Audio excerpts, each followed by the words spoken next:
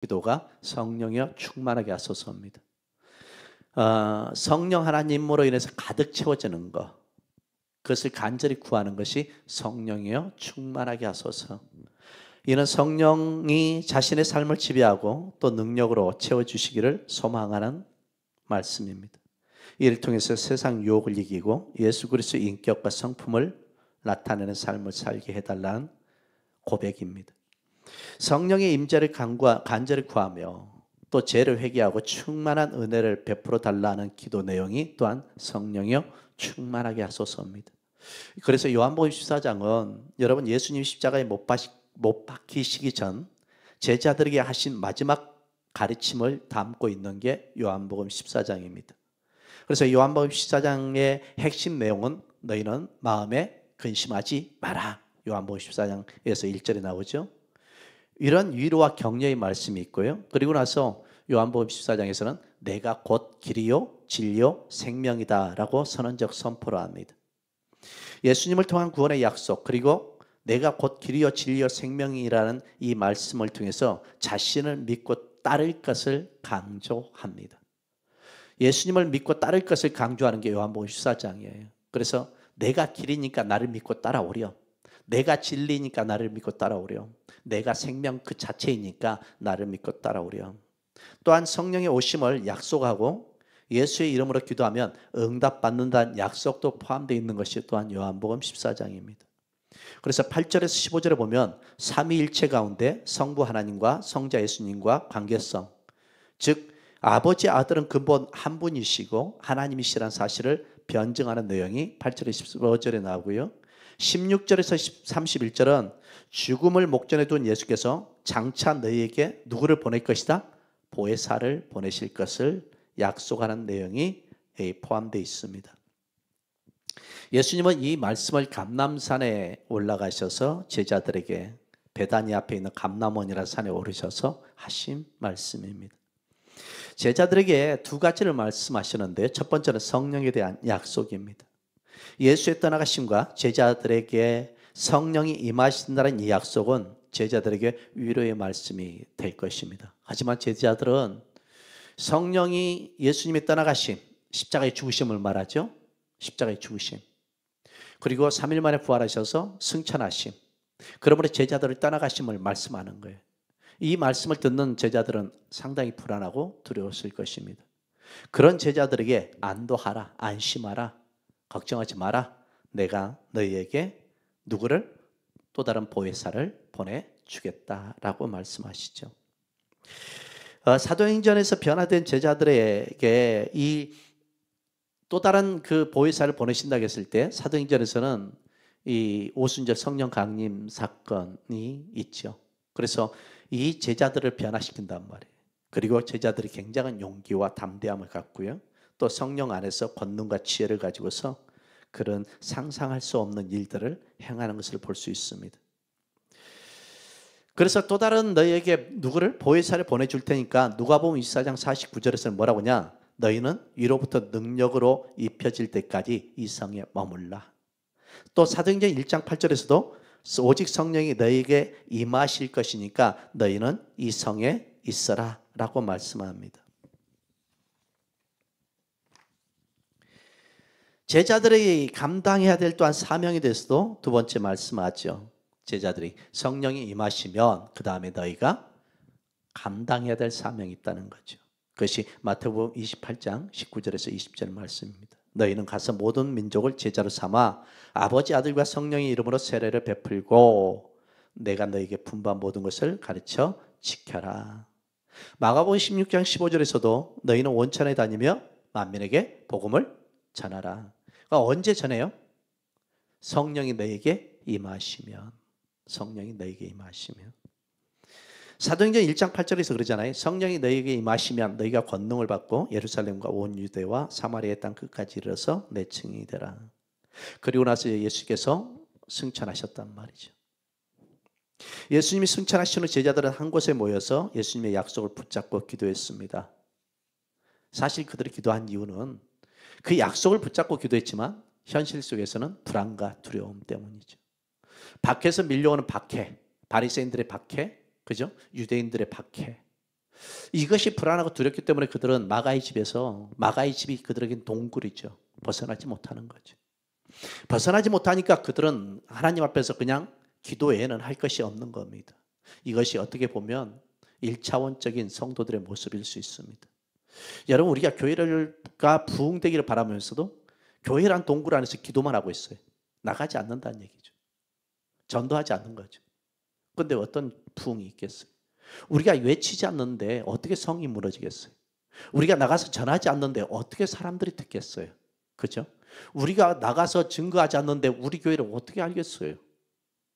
그러면 우리 교회에 대해서 이런 말이 저런 말이 있든 간에 우리는 그들에게 우리가 변증하고 변론하지 못한 채 침묵하고 있는데 어찌 우리 교회가 좋은 교회라고 소문이 나겠어요? 세상에 누구든 나쁜 교회라고 말하기 전에 말할 때 우리는 아니다라고 좋은 교회라고 선언할 수 있어야 되는데 그 앞에서는 비겁한 거죠. 아무것도 역사하지 않는 거죠. 그러면 우리 안에는 성령이 안 계신 거죠. 그런 이들에겐 성령이 안 계시니까 비겁한 침묵을 하는 거죠.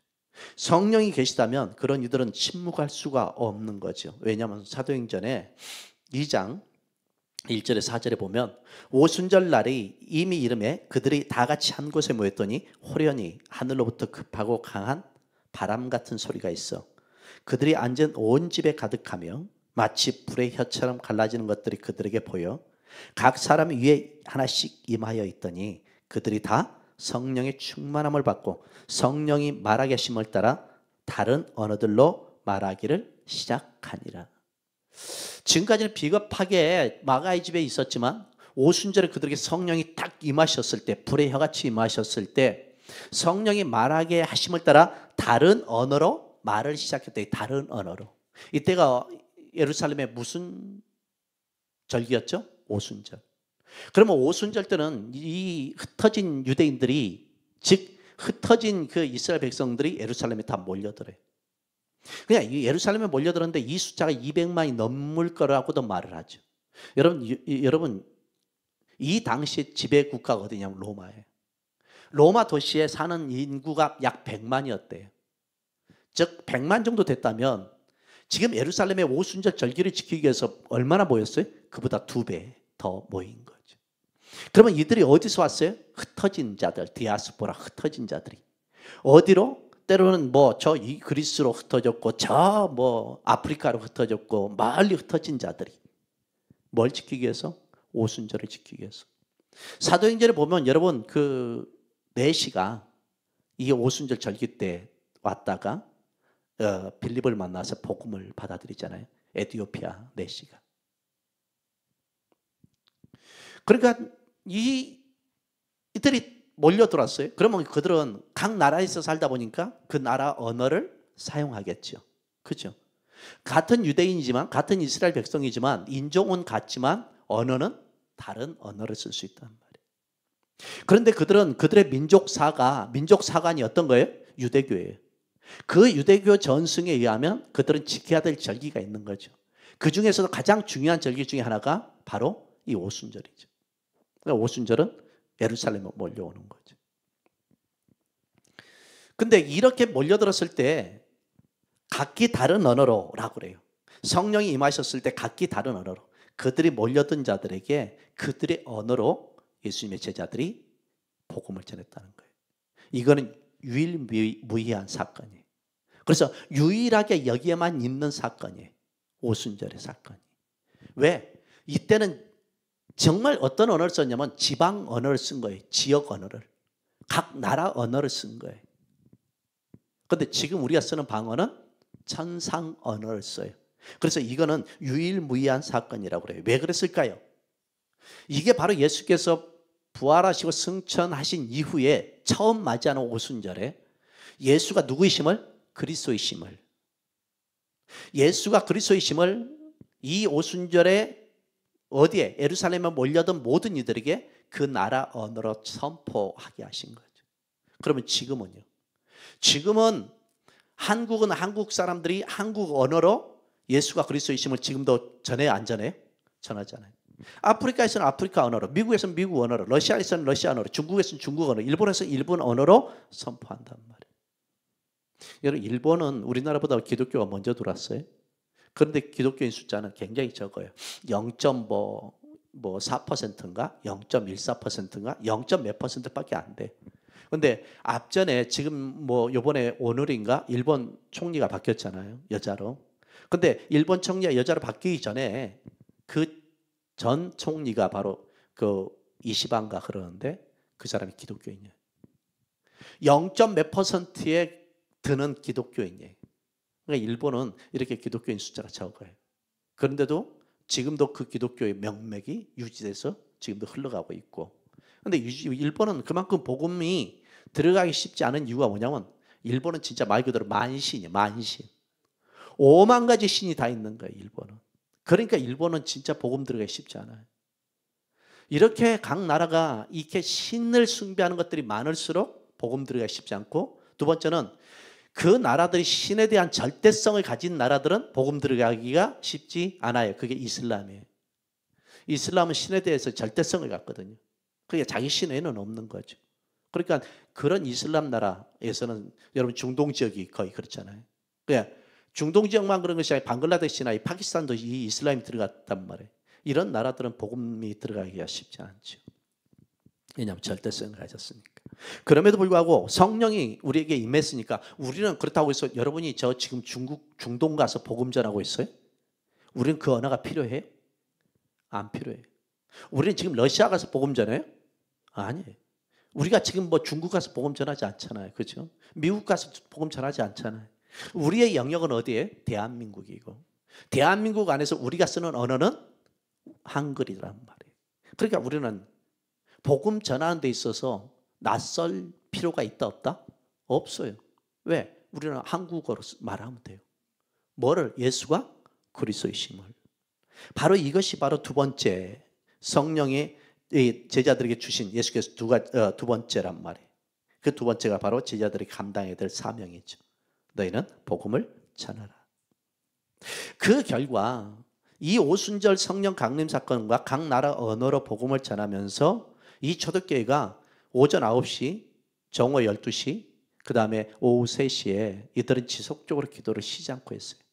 왜 이 기도를 쉬지 않고 했냐면 바로 이것이 유대 민족이 가지고 있는, 즉 어쩌면 다윗에서부터 내려왔던 이 기도 모습일 수 있어요. 그러니까 그들은 그런 전통을 굉장히 중요시하죠. 여러분 교회가 그 교회가 가지고 있는 전통, 즉 긍지와 자긍심을 드러낼 수 있는 전통이라면 우리가 지켜나가는 것이 중요하겠죠. 그런데 그렇지 않다면 우리는 쓸데없는 이 흔히 구전으로 내려온 전통은 우리가 내려놓는 것이 중요하겠죠. 어쨌든 초대교회는 그렇게 하루에 3번씩 기도하면서 그렇게 하나님과 일심이 되니까, 한마음이 되니까 많은 기적이 나타나요. 그죠? 복음을 전하면서 많은 기적이 나타나요. 그 기적 중에서 병든 자 고침을 보고 귀신이 내어 쫓김을 당하고, 여러분 또 복음이 전해지면서 3,000명, 5,000명이 죽게 돌아와요. 그래서 여러분 기도가 죽으면 다 죽는 거예요, 여러분. 기도가 없는 성도는 사실 그리스도인이라고 말하지만 껍데기에 불과한 거예요. 왜? 그 모든 생각들이, 그 모든 삶의 문제들을 자신의 생각으로 해결해 가거든요. 교회 문제까지도 자신의 생각으로 해결하려고 하지 절대 기도로 해결하려고 하지 않거든요.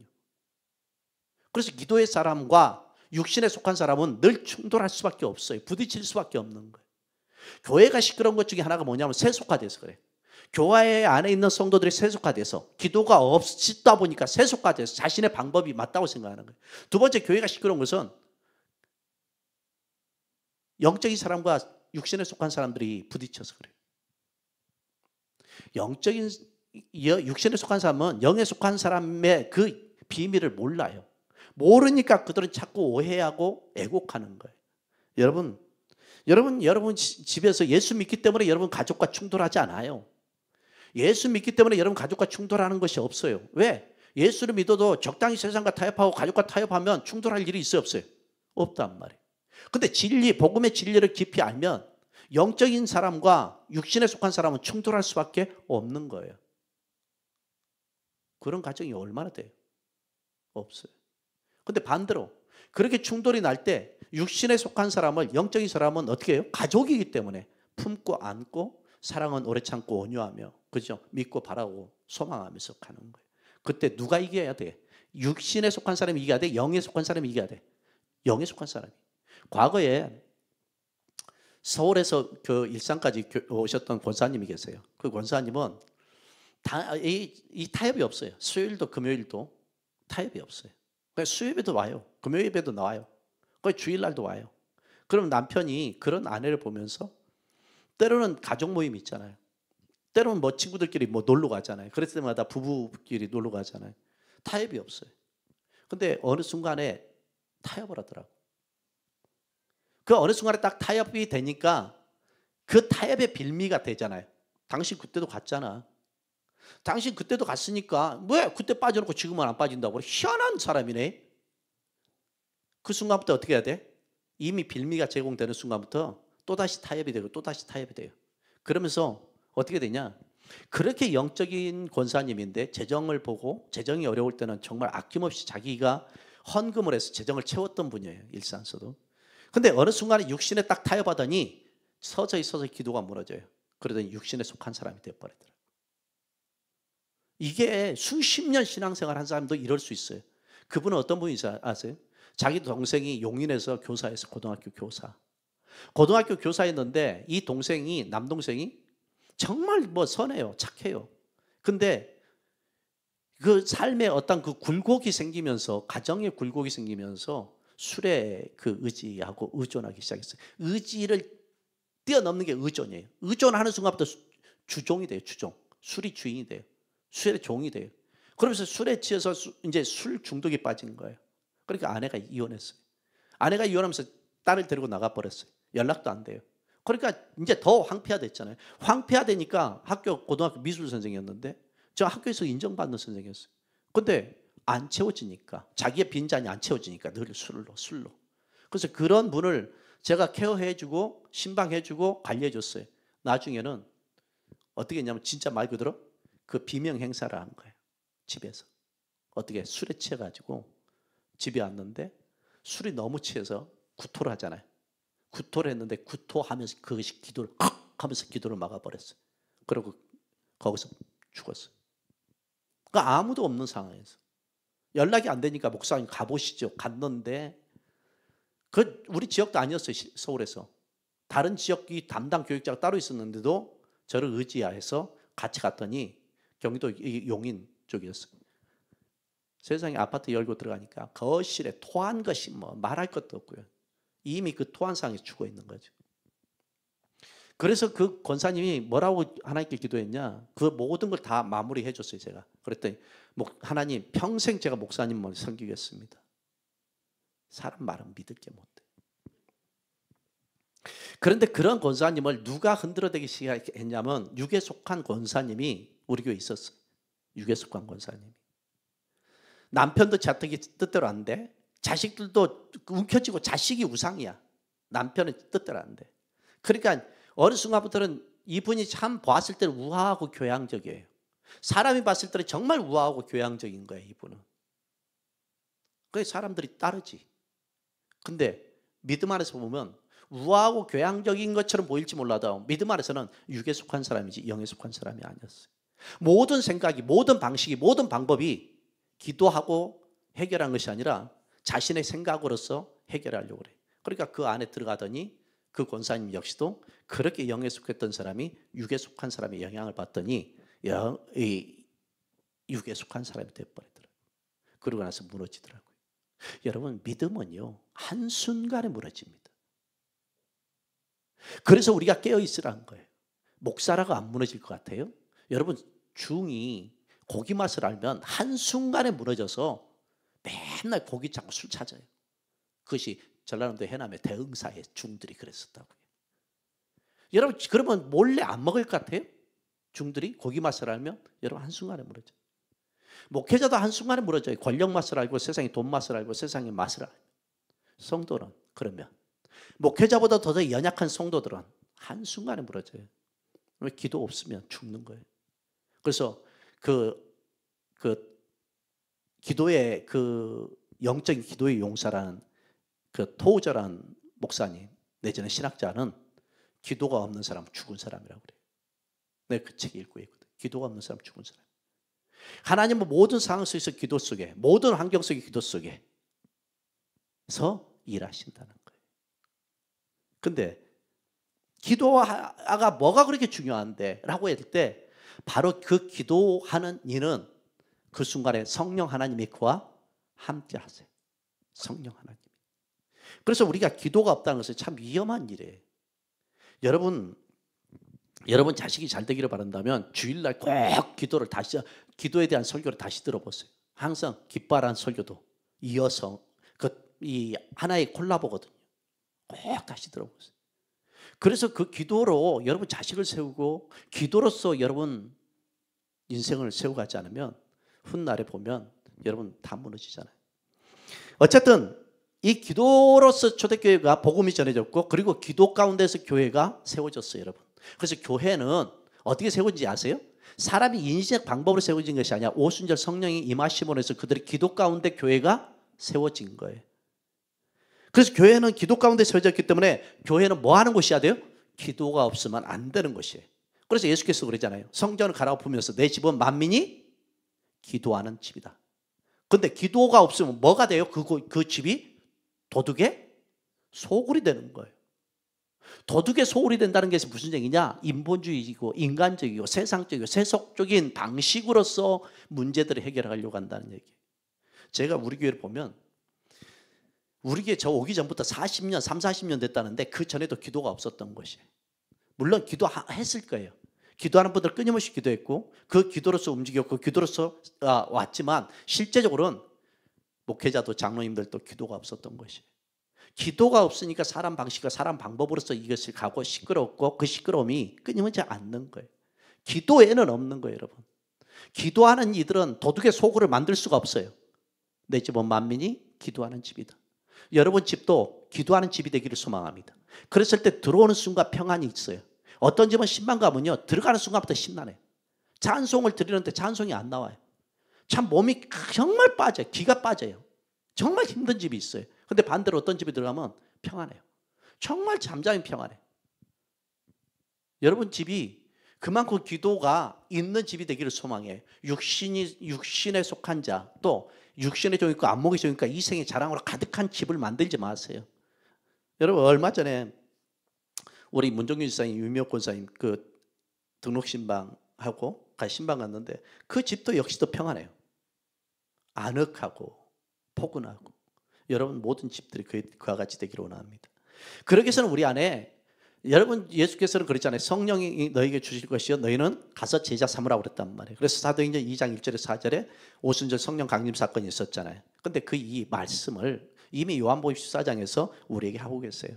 내가 너희에게 또 다른 뭘 보내주시게 됐다고 16절에 말하죠. 보혜사를. 여러분 보혜사라는 단어가 파라클레토스인데 파라란 말은 곁에, 클레토스는 부름받은 이라는 얘기예요. 이 무슨 얘기냐? 곁에서 돕기에 부름받은 자. 보혜사는 어떤 분이냐? 나의 곁에서 나와 함께 하시면서 나를 돕기 위해 오신 분. 그래서 보혜사라는 단어가 여러분 지킬 보자예요. 나를 지키신다. 보자가. 은혜는 나에게 은혜 주신다는 거예요. 가르치신다. 그래서 보혜사는 나를 지키시고 보호하시고 그리고 나에게 은혜 베푸시고 은혜 주시고 그리고 나를 가르치시는 분. 보혜사. 이게 한자로 정말 기가 막히게 잘 푼 거예요. 내 곁에서 나를 지키시고 보호하시면서 나에게 은혜 주시고 은혜 베풀어 주시며 때를 따라 은혜를 내려주시고 그러면서 나를 바르게 가르치시는 분. 나를 온전히 가르치시는 분. 그러니까 여러분이 성령의 사람이라면 나를 지키시는 성령 하나님, 나를 보호하시는 성령 하나님, 그렇죠? 그러면서 나에게 때를 따라 시를 따라 은혜 주시는 성령 하나님, 그러면서 나를 제대로 가르치시는 성령 하나님의 뜻에 우리가 민감해야 되겠죠. 근데 여기서 또 다른 일에 또 다른 보혜사. 그럼 또 다른 이라는 것은 여러분 어떤 의미냐면 완전히 다른 누군가를 보내주겠다는 것이 아니라 또 다른은 뭐예요? 그와 같은 일을 보내주시겠다는 거예요. 따라합시다. 그와 같은 일. 그러면 그와 같은 일 누구예요? 우리의 보혜사였던 분은 예수 그리스도예요. 예수님이 우리의 보혜사였어요. 우리를 지키시고 보호하시고 그죠? 우리에게 은혜 베푸셨고 우리를 가르치시고. 여러분 예수님 3년 6개월 동안 보세요. 병든 자들, 가난한 자들, 헐벗은 자들, 버림받은 자들을 지켜주셨고 보호해 주셨잖아요. 그리고 그들에게 은혜 베풀어 주셨잖아요. 병든 자를 고쳐주셨고, 그죠? 죽은 자를 살려주시고, 그리고 중풍병자를 고치시고, 손 마른 자를 고쳐주시고, 한센병자를 고쳐주시고, 은혜 베푸시잖아요. 그러면서 그들 제자들을 가르쳤고 가는 곳마다 복음으로 그들을 가르쳤잖아요. 그런데 그 복음으로 그들을 가르쳤을 때 그들이 받아들였어요? 안 받아들여요. 왜 그러냐면 그들에게는 성령이 역사하지 않으셔서. 하지만 그럼에도 불구하고 받아들인 이들이 있어요, 없어요? 있어요. 그들은 성령이 역사하셨기 때문이죠. 그러니까 이렇게 나와 같은 일을 내가 너희에게 보내주리라. 그것이 또 다른 이란 뜻이에요. 알로스라고 그러죠. 그래서 NIV 성경에서는 이 보혜사를 뭐라 하냐면 상담자라고 그래요. NIV 성경, 영어 성경에서는. 근데 KJV, 킹 제임스 버전에서는 위로자라고 그래요. 리빙 바이블에서는 돕는 자라고 그래요. 이게 누구다? 보혜사다라는 뜻이에요. 보혜사는 문자적으로 다시 말씀드립니다. 우리를 보호하시고 은혜를 주시고 우리를 가르치는 분.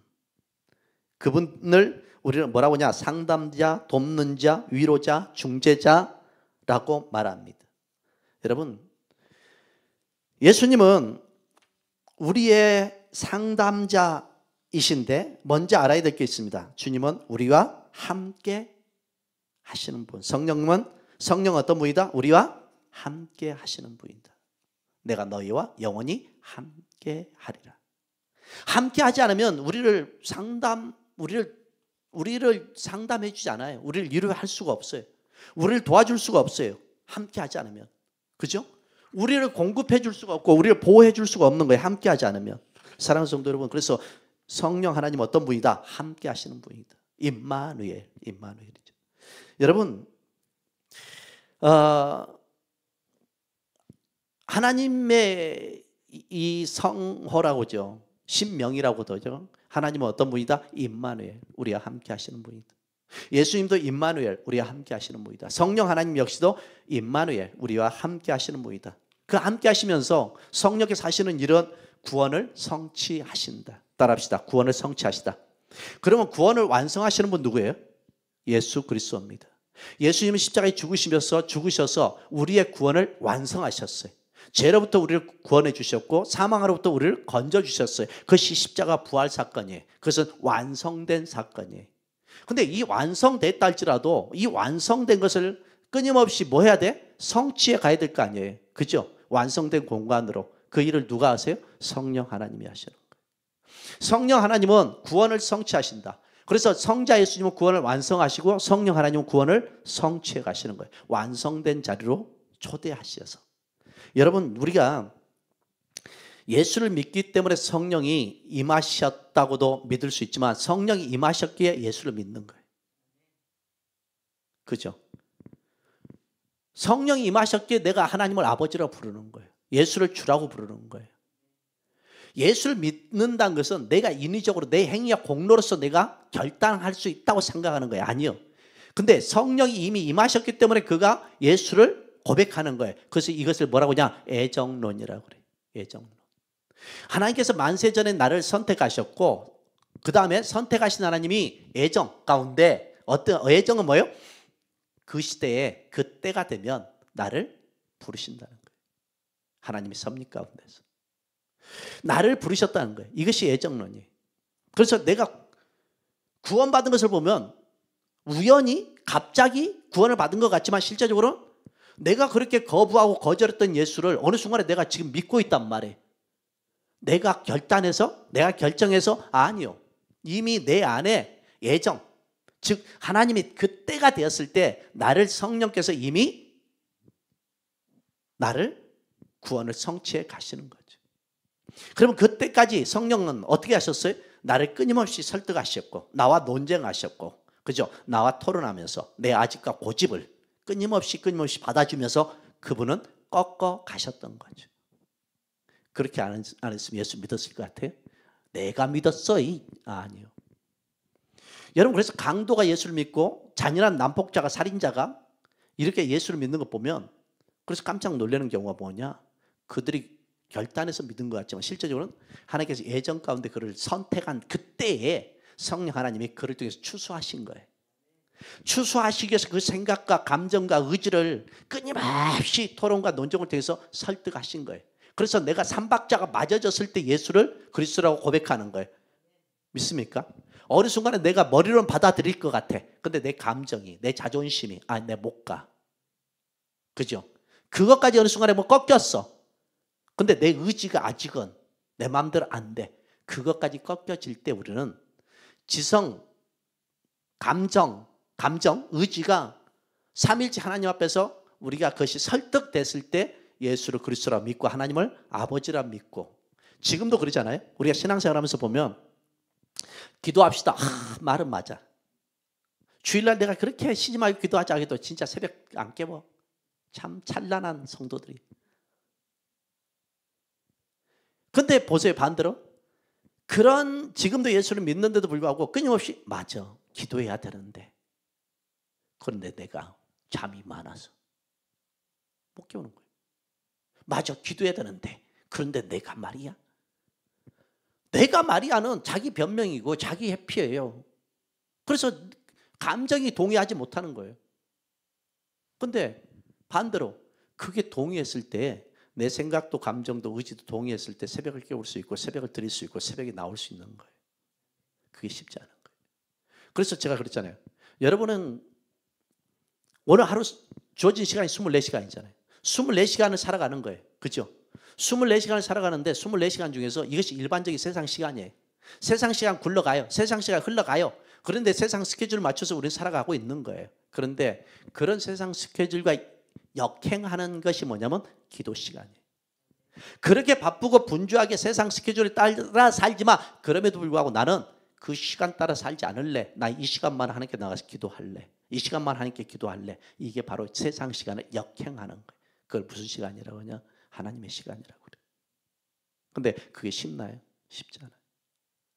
구원받았음에도 불구하고 우리가 끊임없이 이렇게 갈등하는 이유는 뭐냐면 아직도 내가 살아있기 때문에 그래요. 내가 살아있기 때문에. 그래서 그 책이 있잖아요. 안희숙 씨가 쓴 거. 죽어요. 그런데 왜 안 죽어요? 그 책이 있어요. 또 죽어야 살리라. 죽으리라. 안희숙 씨가 쓴 책이에요. 죽으리라. 죽어야 산다? 죽어요. 그런데 왜 안 죽어요? 그럼 우리는 안 죽는 거예요. 여러분, 사람이 죽을 때까지 내 자아와 의지와 감정과 생각이 내려놓기가 쉽지 않아요. 그래서 언제 사람이 완전해지는지 아세요, 여러분? 언제? 죽을 때. 죽을 때는 내가 더 이상 아무것도 할 수 없다는 것을 인정할 때 받아들이는 거예요. 그죠? 그때에는 사람이 숨 쉬는 동안은 그 사람을 못 꺾는 거예요. 근데 그거를 못 꺾는 그 사람을 성령께서는 끊임없이 그를 설득하고 있는 거예요. 근데 그 성령의 헤아리는 한없는 그 은혜를 아는 사람들은 자기를 조금씩 양보하는 거예요. 자기를. 그래, 맞아. 내가 너무 그랬어. 자기를 끊임없이 양보하는 거예요. 나이 먹어서 늙었기 때문에 힘이 없어서 양보하는 게 아니라 여러분 끊임없이 양보하는 거예요. 그랬을 때 여러분 보세요. 제가 오늘 성령에 대해서 다 못할 수 있는데 못하면 어떻게 다음 주에 하면 되죠. 보세요. 나이를 먹으면 먹을수록 얘가 돼서 고집이 더 세진다고 그러잖아요. 그죠? 인생은 사이클이 그런 데잖아요. 아이에서 성숙한 어른이 됐다가 다시 또 하얀 곡선으로 내려가서 아이가 된다고 그러잖아요. 그런데 반대로 맞아요. 뭔 맞아요. 예수 믿는 사람들 보세요. 나이를 먹어도 모세가 그 나이가 죽을 때가 됐어도 총기가 멀쩡했다 안 했다? 갈렙도 멀쩡했다. 여호수아도 멀쩡했다. 이 말이 무슨 얘기인지 아세요? 저는 그런 분들을 많이 봤어요. 임종을 앞두고서 마지막까지도 고고한 그 모습. 같은 사람인데 어떻게 보면 나이 먹으면 사이클이 당연히 아이가 돼야 되는데도 불구하고 나이 먹는데도 불구하고 더 완숙해지고 성숙해지고 고고한 모습을 많이 봤단 말이에요. 왜 그게 가능해? 그게 성령께서 그 모습을, 그 마음을 붙잡고 있기 때문에 가능한 거예요. 우리가 있잖아요. 이렇게 하얀 곡선을 갔다가도 마지막까지 도도한 고고한 분들이 있어요. 아마 제가 봐서는 그런 분들을 어머니로 둔 분들, 그런 분들을 부모님으로 두신 분들은 나도 그렇게 살래 아마 정수희 원사님이 우리 교회 오셔서 나도 어머니처럼 아마 마지막까지도 고고하셨던 것 같아. 내가 임종 위로 예배 때 가봤는데 자녀분들이 다 그러시더라고요. 그래서 제가 위로 예배 때는 꼭 부모님에게 한 말씀씩 하라고 할 때도 있거든요. 여러분 이거는요. 그 모습을 나중에 자식들이 그 기억하고 그렇게 살려고 그래. 그러면 그 자식들 역시도 나이를 먹어서도 고고해질까 안 고고해질까. 그래서 고고춤이 나오는 거예요. 고고해지는 거예요, 여러분. 이게 참 믿음이라는 것이 그래서 내 인위적으로 사는 것 같은데 세상은 인위적으로 살지만 우리는 누구와 함께 살아가요? 성령 안에서 살아가는 거예요. 성령 하나님이 나를 붙잡았을 때 성령 하나님이 마지막까지 나를 붙잡았을 때 아브라함이 죽을 때까지도 총기가 멀쩡했다는 거. 모세가 노아가 그 무슨 뜻인지 아세요? 흐트러지지 않았다는 거예요. 나이를 먹어도 그 고고함이 흐트러지지 않았다는 거예요. 여러분 목회자들도 나이를 드셔서 그 고고함이 흐트러지지 않는